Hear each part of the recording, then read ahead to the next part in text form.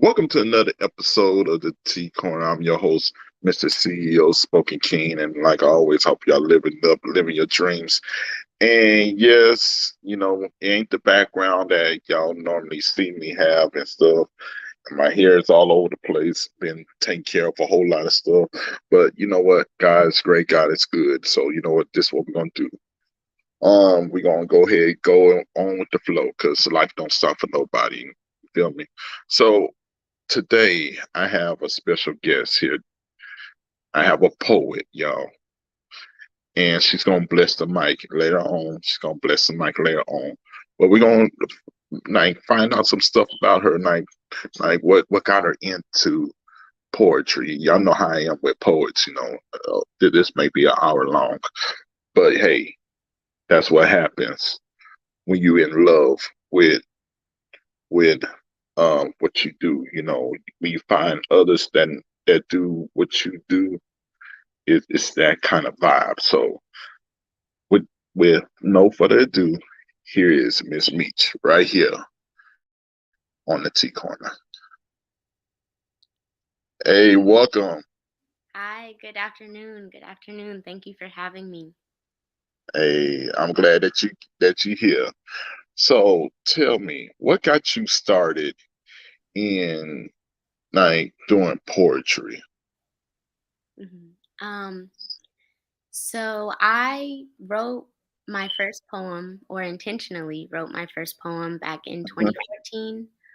Um, mhm, I've been writing and journaling since a young child. And kind of the way that I wrote and expressed myself was not your typical prose, but it wasn't like a formal poem either. mhm, I got into writing poetry. I signed up to be in a Miss Black and Gold pageant at my undergraduate campus.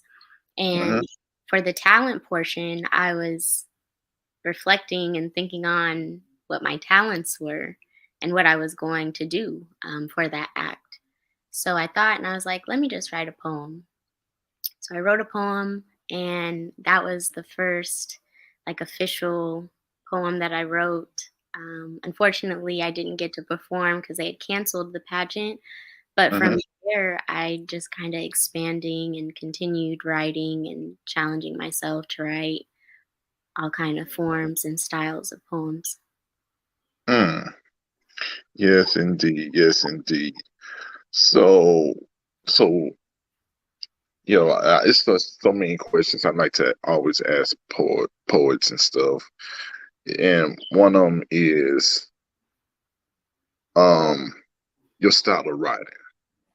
What would you consider your style of writing?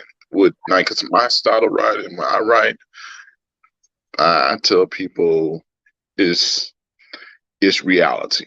Like how NWA had reality rap. I have reality poetry. Sometimes it's good, sometimes it's bad, but it's what I feel at that time. So, how would if you could, in your own words, how would you describe your poetry?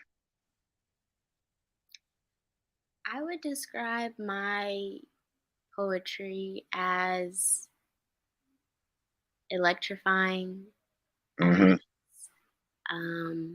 vivid, and like the narration of a movie.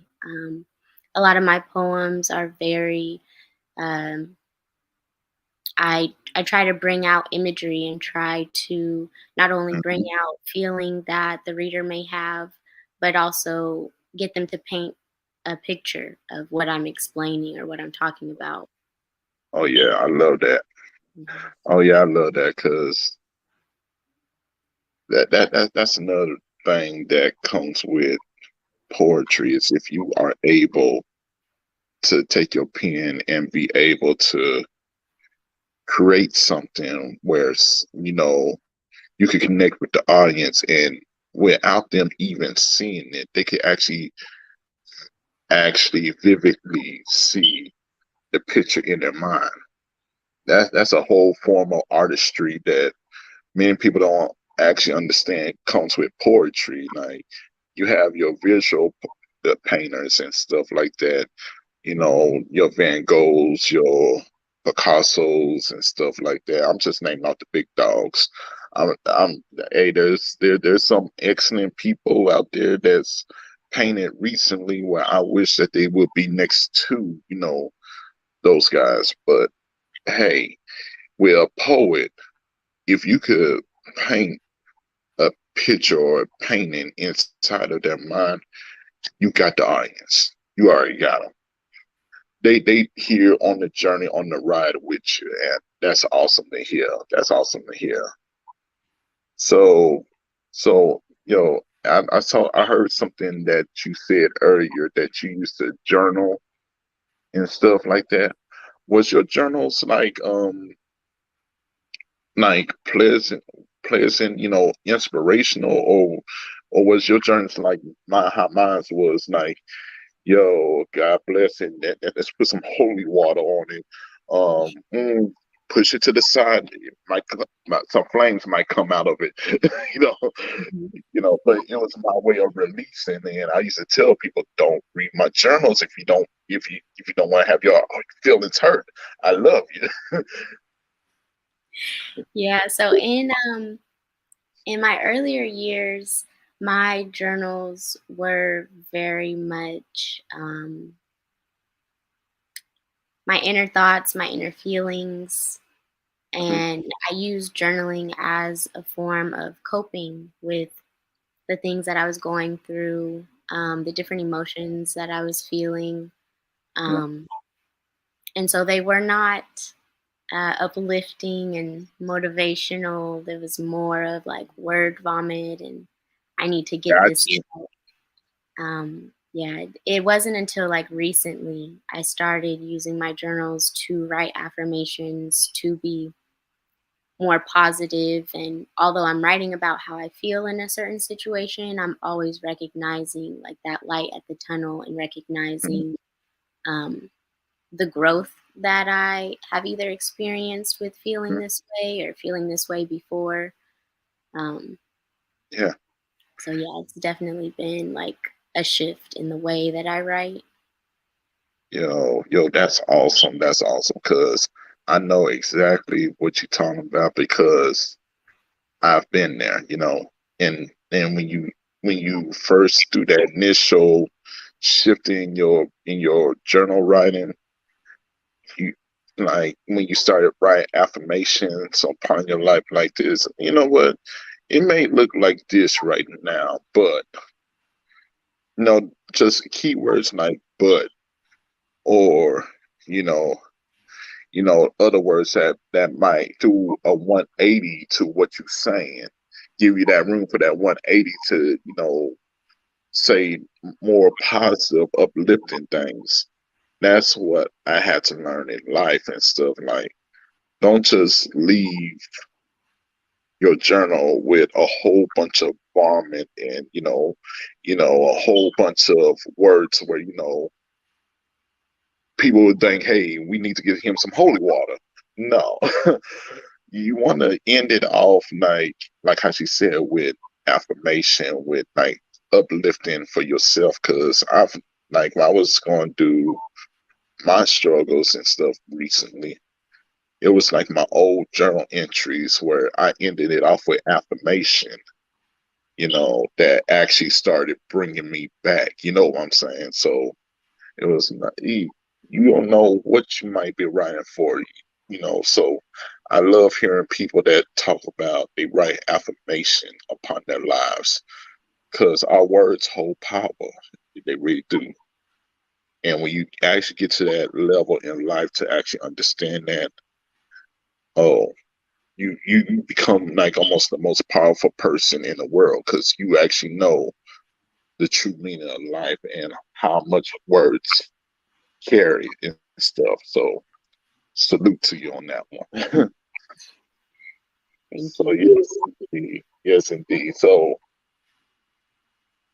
like this is another question I like to ask poets that started off at a young age and stuff. Because I started off at when I was 16. in 2001. So I know how this question may be like, oh no, not that question. You know what I'm saying? But this a question I'd like to ask people right here too. From your first poem to your poem to your poetry now, can you even stand to even read your first poem? Cause I'm looking at it, I'm like this. Lord Jesus, why? Why? Oh Lord. Mm, take it away from me. So my first poem, I honestly would have to go searching and looking for it to be able to read it again. But I think I would. I would read it again just to be able to see the growth that I've had, and Mhm. also maybe like reread it again and then rework it and put Yeah. in how I'm feeling about that subject matter now. How my thoughts about that subject matter have changed over time, Hmm. and definitely just update it and make it fresh and more new. Oh yes, indeed, yes, indeed. See, I'm thinking about doing that, but yeah, my I ain't gonna lie to you. Yeah, I'm putting myself out there. My first poem was like a roses are red type one. I found it. I'm like, yo, like the first one I actually wrote in my journal back in the day, back in 2001. It was a roses are red type, poem, and the second one was called Venus. I was like, I could work with Venus. I could work with Venus, but that first one, uh, uh, hey, it's the first one. That's all I gotta say. Yeah, even just thinking more in depth, like even though in 2014 that was the first time I intentionally wrote a poem um, Hmm. outside of being prompted to, I think I've written poems even like in grade school, like when they had you write your name and then you had to Hmm. write out either Yeah. adjectives or a sentence about yourself, starting with each Hmm. letter of your name, or even just like the poetry workshops or that couple weeks of a poetry lesson in English class. Um, yeah, so I probably had experience writing prior to that may be like, oh, what were you doing there? But Hmm. Oh yes. Oh yes. Most definitely. Most definitely. And I know for a fact I could, and for a fact I have done some of those poems right there where you had to write out, affirmation upon yourself or a sentence about yourself. I, ladies and gentlemen, I used to hate that. Let me tell you why. My first name has 7 letters in it. I had to think about 7 things. I'm like, you know what? Some of these letters, since they a repeat, they just gonna have to be a repeat on what I said. Cause I am not trying to rethink another thing that starts with an E. As you can see, I got about 3 E's. I'm like, no. After a while, it started becoming a lie. that's when you have to pull out the thesaurus and get clever and unique. Yeah.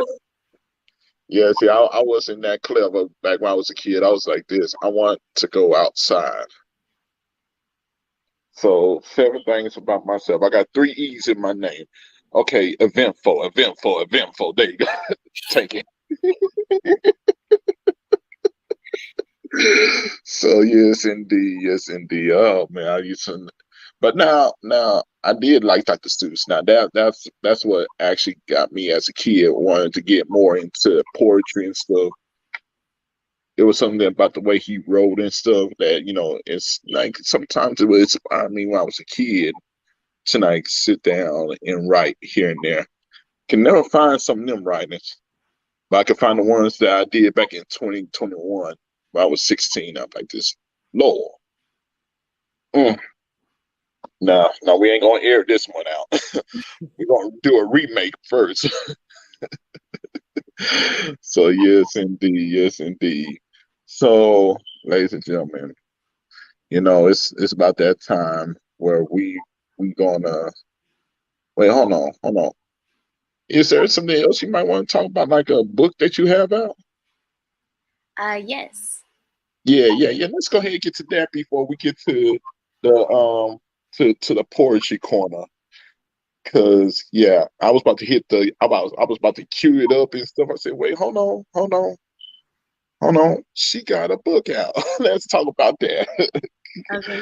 Yeah. So, So I recently published my first book of poems this year. I mhm, released it in June.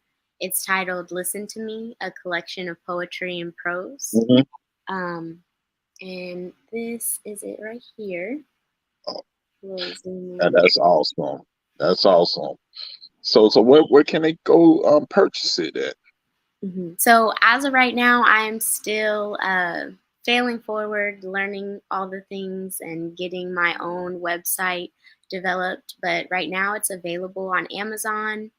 Hmm. I do um, have physical copies that I ship out and personally sign. Those are available to be purchased through my PayPal link.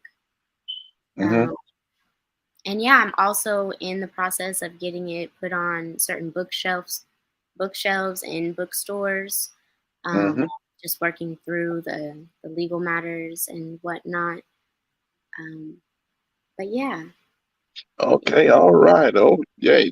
Hey, keep on doing that right there because we need more sisters that's doing positive things, whether it's, poetry or, writing and stuff. I love having, you know, like people of color always on here, talking about, yo, I got this book out, or I got that book out. It brings out such a warm feeling in my heart for real. So keep that going, okay? thank you, thank you. Yes, indeed. Yes, indeed. And I do believe this is the cue up right here. Let me see if it is. Oh, no, wrong one. Sorry. Okay, you know what? We ain't gonna worry about that because I'm not gonna mess up twice. It's been a long time since I messed with that cue. But yes, we gonna go right into the poetry corner. So Miss Meech, hey, take it away. It's all yours. So this first one that I'm gonna start off with, it kind of goes back to our like conversation about words having power, and once you know that, you can be the most powerful being, unstoppable that there is. It's titled "Dear Young Life." You are who you say you are. Your words cast spells. You have more power in you than you know. Be careful of your chosen words because you will reap those you think, say, and even the slightest whisper will sow. Dear young life, don't make haste decisions under strife. Put down that knife. Don't take that chance on your life. Sit down. Listen now. You can frown. That's okay. That's the human in you that they try to strip away. Feel what you feel. Feel it all. Let it out. If you ever need an ear, call on me. I'll hear you out. Take a deep breath, wipe your face, pick up your head, go at it at your own pace. Life is not a race.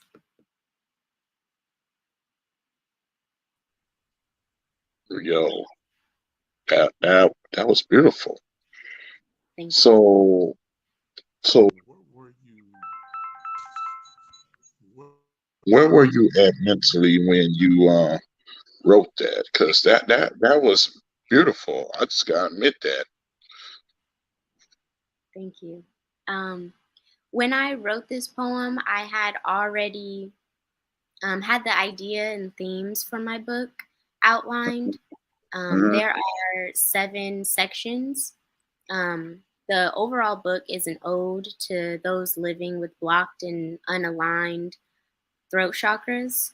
those who either have trouble speaking up for themselves or standing in their truths. And it's also a way to break away from the wounded patriarchal narrative of women and young girls are supposed to be seen and not heard. Mm, And so the sections that I have in here are talking to children, which is where that poem comes from. Um, Talking to friends, talking to love interests, talking to family, talking to self, talking to ancestors, and talking to God. mm, Um, so I already knew that I had that section of talking to children. So I wanted a poem um, to to kind of just give back some of the lessons that I have learned throughout my life that I could have used when I was a child. Um, mm, like having someone to listen to, understanding that my words are powerful and the way I think influences the way I feel and ultimately, my environment. mhm, So just being able to speak to my inner child as well as other children, um, to let them know of their power in their words and that mm, any situation that they may be going through is not the end all be all. mm, mm. Yeah. No, no, for real. I was listening to the poem and stuff. I was trying to plug up my phone and stuff. I just put the plug down. I was like, yo, this is like you had me. I'm like, yo, I was like, this is beautiful. Yes, indeed. Yes, indeed. Do you have another one, or Yes. shoot? Well, take it away. Shoot, you got the audience right now. Okay, this one is kind of like those poems that we were talking about before, where you would write your name and then start off that line with that first letter. And it's titled Acceptance. Authentically cultivating compassionate and everlasting bonds, prioritizing what I set my efforts to, transcending old habits and emotional guards, allowing myself to give love and receive love, never taking the time I have with someone for granted, channeling my own personal powers, essentially trusting my pace in the world.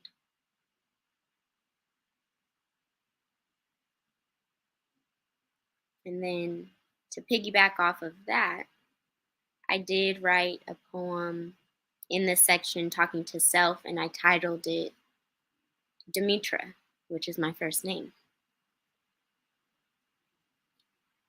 Dedicated, continuing after your dreams, even while drowning in feelings of defeat. The amount of grit within you is magnanimous. Before the institutional walls confined your imagination, you were always infinitely intelligent, imaginative, tenacious in the pursuit of you, exploring every alley and avenue, revitalizing old ways, refining your image to reform the you that they tried to run into the ground, bury you like a seed, yet you stayed rooted. You are amazing, amiable, able, and astoundingly attractive.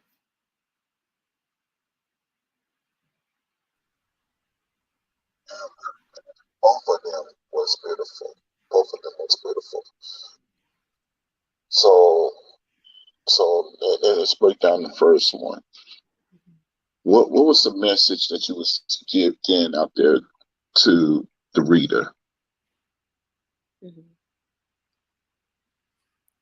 So for acceptance, this one is under the section of talking to friends. Mhm. And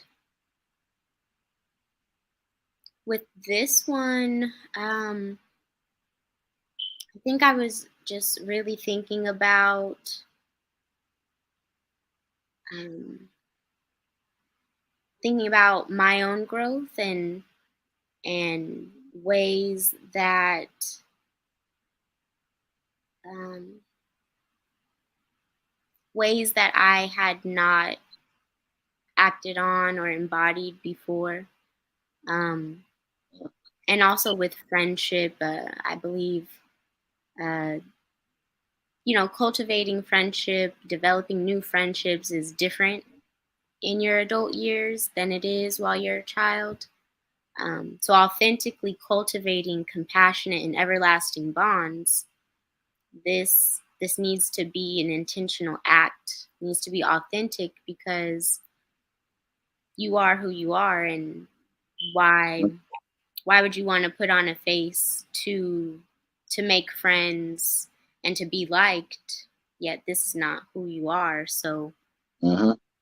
authentic, authentically cultivating compassionate, being showing others compassion, understanding where they're at in their own life and their space and where you are as well, and everlasting bonds, because I feel like that's what friendships should be. Oh yes, oh yes. And you said something that was very impactful just now. There's so many people that's putting on a face that's not them because this is what the world wants to accept them as, or this how their environment want them to be. Hmm. And one thing I learned in life, if you don't be yourself, you putting yourself through your own hell. You got to come to a point where one of my favorite movies was called House Party, and one of the sagas was House Party 2 or House Party 3. I forget which one Bernie Mac was on. But even though he was even though he was there for comedy value, there's something that he said to kid that would, resonate to anybody. And I'm gonna hold back some words that he said because once again we talking about Bernie Mac. Bernie Mac, whatever movie he was in, he was going to say how it was, and he was going to use some words that you can't hardly say, if you don't want to get banned. Okay, so we're going to try to, put an exclamation mark on them words. So and and Kid was talking about the same thing that your poem was talking about, not being accepted, you know, you know, like what we talk about, not being accepted, also he was talking about, how people don't like him and stuff. And Bernie Mac just, looked at him and said, man, look, if nobody in this world don't like you, F 'em. Hands against the wall. but, but that, even though it was, joking wise, that was a deep saying, and pretty much saying like, yo, you only get one life to live. If you don't live for who you are, then you're missing the whole point of living. And that's why I wanted to break down that like this poem right here, the first one that you did, and we're gonna do it for the second one because you came with two heaters back to back. Yo, that's a fact. I'm just gonna go ahead and say that. So yeah, like I wanted to break down this one first, and like I said, we're gonna go to the second one in a little bit. But the way you, like brought the audience in, like with the words that you was using and stuff like that, that was powerful. And yo, you keep writing like that. So now to the second one. The second one, I was feeling it too. Um, yo, what was the message that you was uh portraying out there to the audience and stuff? Because I felt it. I won't be honest with you, but I want to know what want it to be uh like told by the poet herself. You know what I'm saying? So yo, because like I said, I felt it. I was like this. Once again, you stopped me from trying to plug up my charger. Okay, But we'll yeah, plug go it right in. We ahead. don't want you to cut out. Huh? We don't want you to cut out and drop off during the Oh, live. oh no, no, no. I'm good. I'm good. I'm on 11%, but no. Yo, go right ahead. Tell us what inspired you to write this poem, and what was the message that you was trying to project to the audience? Cause sister, you got it. But you know what? You got a good point. I'm gonna step aside. I'll come on back. But yeah, go ahead. The floor is yours. Okay. Um, so with this poem that I named after myself, it's also in the section talking to self. So it was really like a I am poem, writing affirmations about myself, recognizing my strengths, recognizing um, what I've been through and how I've handled each situation. Um, continuing after your dreams, even while drowning in feelings of defeat. I That is almost like a constant feeling when I, get in my feelings or don't reach a certain objective at the timeline that I wanted to, or even just being in school. I've been a lifelong student, still in school, pursuing a master's in education, and so feelings of defeat come and they hit hard, and sometimes I have to recognize like how well all the time I have to recognize how I'm feeling to get out of how I'm feeling. Um and so now I feel like I can say that I don't drown in feelings of defeat. I wade in them, and then I lift myself out of them and don't get too much caught up in them. Um Before the institutional walls confined your imagination, you were always infinitely intelligent, imaginative. I had a period of time, probably around like middle school, high school, to my beginning years of college, where I didn't know what I liked to do. Um, I couldn't really tell you about my interest or what things that made me happy. Um, and I feel that that was due to society, due to school, trying to project and push on narratives that weren't for me. Um, Hmm. and as a little girl, like I remember, and I've always been told that, like I was always so bubbly and talkative. I would just start dancing in front of people and pretend I was in a music video and just perform in front of others. And like as I got older in my middle school and high school years, I was really like quiet and shy and to myself and reserved. Um, so I just had to, remind myself of me still being imaginative and intelligent.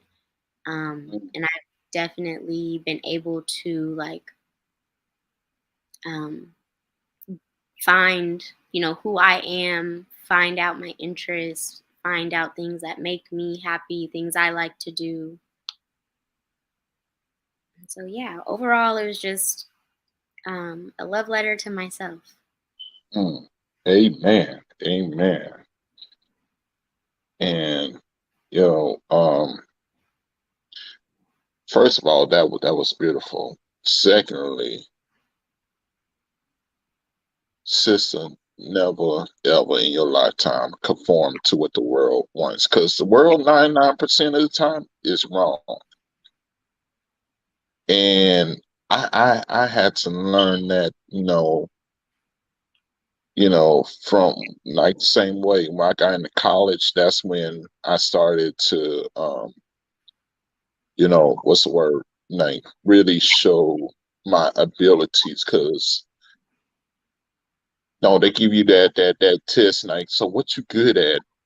And what we are good at is telling our feelings in the form of poetry, but we overlook it sometimes because we do it all the time. We don't see it as a talent. We see it as more of a release until we get older and get around, people that need to hear it. And, they say, man, that's your talent. No, that's not even a talent. That's a gift. What you have, I'm gonna be honest with you, you have a gift. And when you have a gift, it's so easy to label it as a hobby, as something that's like, oh no, that's just something I do on the side. No, that's your gift. That's your talent. That's who you are. You know what I'm saying? And I wish that, I would have understood that when I entered my 20s and stuff, because I would have not missed so many opportunities. But, I'm glad that I did miss those opportunities, because it actually had me go through a different walk that I needed for my life. You know, Trials and tribulations happen and stuff like that. But when you step to the side and look at the bigger picture, you realize, them walks was not meaningless. It was a message behind it. And majority of my walks that I did in my life was exactly what you talked about. Like loving you, knowing that you are special, knowing that you are worthy for anything that comes in your lifetime. And that's why I was like, no, I'm gonna have to have this sister explain to the audience what she felt in her heart and spirit, because I felt it, because that was me. I had to, find, the courage to say, you know what? And let me write this down. And I found the courage of the word but. The word but is a word that most people don't actually understand. That's a word to bring the message 180. It's a transitional word. So if you use but, it's a transitional word, but and is an additional word. So you learn these things when you get older and stuff like that. And you find the power behind transitional words, because it gives you an opportunity to express what's going on deep down inside of you. And once you discuss what's going down deep down inside you, you put it in junction word like but, and it's going to bring you back to a 180. So now you could see the positive of your situation once you done written it down.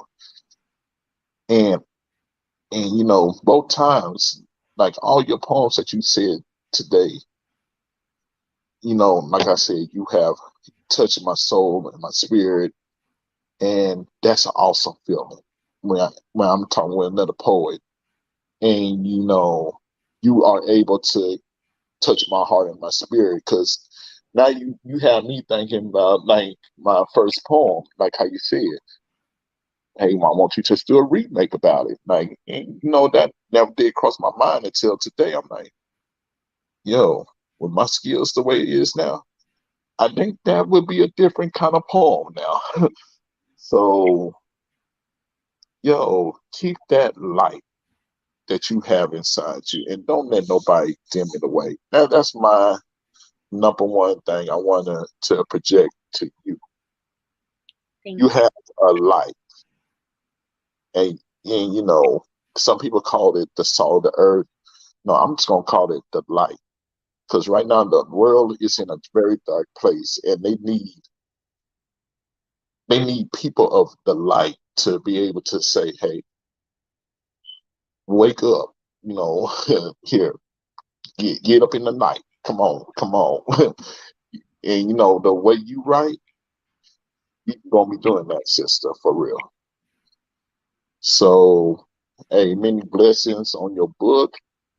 And I'm just praying that it goes to whoever it needs to touch and heal and stuff. Because, you know, you're writing some very deep, you know, passionate things that's going to help somebody somewhere around the world. So, yo, salute to you for real.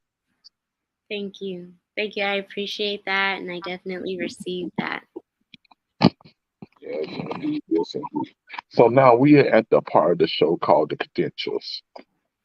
The credentials is, you know, you tell people where they could like get in contact with you, like your IG, your Facebook, your TikTok if you got TikTok, Snapchat, YouTube. You know, if you got a podcast, hey, it's your time to promote it. So hey, the floor is all yours.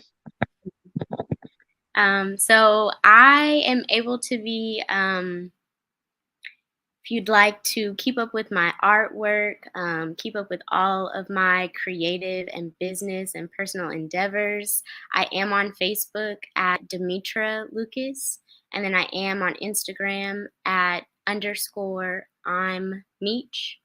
So it's underscore IMMEECH, and then Demitra DMITRA Lucas LUCAS. I am definitely in the process of multiple different projects, not only my own, but also extending the knowledge that I was blessed with, um, to other people, helping them retain ownership of their work, helping them publish their own books, whether it's poems, novel, um, or narrative, extending all of all of the gems that I've been blessed with to others. I'm starting a writers community to also help give a safe and supportive space to writers, whether you write dissertations, journals, books, podcast scripts, workout plans, whether you write music, songs. There's a way to monetize that and to promote your work. And so I am just in the process of that, um, as well as other things that you'll be able to see if you keep in touch and tap in with my social media. If anyone is interested in joining this writers community, hearing more about my story, talking about how you can get your work out there, you can reach out to me via email at dedicated.lifestyle@gmail.com. And that is DEDIC8, the number 8, D period lifestyle at gmail.com. And again, my name is Miss Meech, and I appreciate the platform and the space just to share a little bit of who I am. Listen to Me again is available on Amazon in physical copy and ebook. And also, I have a PayPal link if you'd like a personally signed copy packaged with love.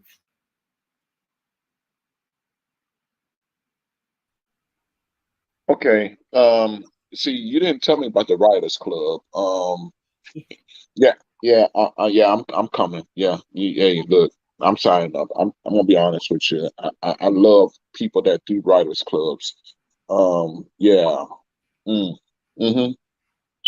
Yeah, you got a client right here. Yeah, we'll talk more about it afterwards and stuff. After this video and this live. But man, when I heard the writers club, I was like, "This, huh? What? She's starting a writers club? She doing what? Oh, hold on, hold on. Yeah, where we go to? Okay, cool. Yeah, I already got the email. So yes, indeed, y'all. Once again, it's that time, Hey, everybody, keep your head up, stay blessed.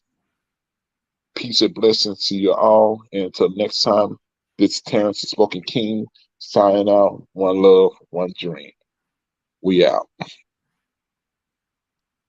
And